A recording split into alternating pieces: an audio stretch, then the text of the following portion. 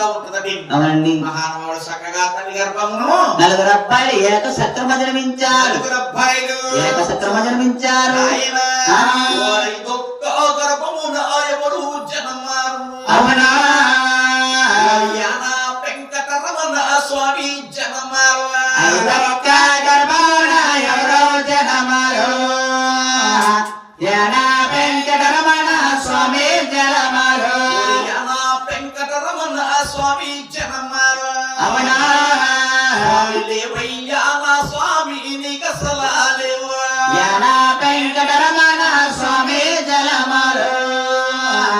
లేవయ్యా నా స్వామి నీకసలు లేవు. ఏమి లేవు. ఏమి లేవు అని చెప్తారు. మీ ఎంతమంది అన్నగారులు? మేము ఆరుగురు అండి. ఏడుగురు అన్నగారు. ఏడుగురు అన్నగారు. మీ అన్నగారు మీకు తేడాలో ఉంది. తేడా ఏంటండి? తేడాలో కల్లా ఏం తేడా అంటావా? అవునండి. ఇదిగో బాబు ఏం తేడా అంటావా? అవునండి. అంటే మహానుభావుడు నాయన తల్లు మల్లు లేవు తానాలో లేవండి. నీకు ఒంటి శ్రేణాలో వైనముగా పెడతారు.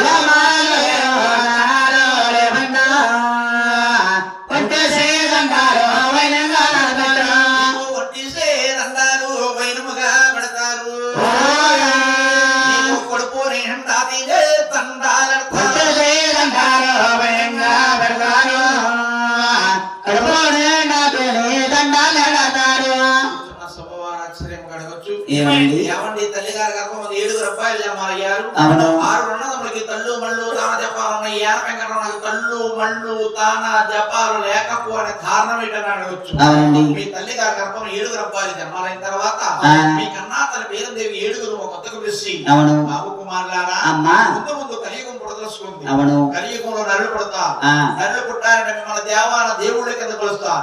అలాగని కార్తీక శుద్ధ పౌర్ణమి ఏకాదశి రండి. అటువైపు ముగ్గురు ఇటువైపు ముగ్గురిని ఇటువైపు ముగ్గురిని అవునండి అయ్యా ఏనపెంకటం కూర్చున్నాడు. తల్లి గారు పూజ చేస్తుంది. కుమారుడు నోము నోస్తా ఉన్నారు. అవునండి. ఏనపెంకటం పైకిలేస్తారు. ఈ తల్లి ఏంటి ఈ మళ్ళేంటి ఒకరిని వచ్చి ఒకరు వేల వేరమేంటి. తల్లి గారు తిరగలేకపోతే అన్నాదముల మీద పోయిందా పోయిందా వరకుండా బోచెత్తేనే దేవుడు ఉన్నాడా లేకపోతే దేవుడు లేడా. అలాగనే మీ కన్నా తల్లి పేరు రోజు ఏ టైంకి ప్రసాదం పెట్టేది బాబు.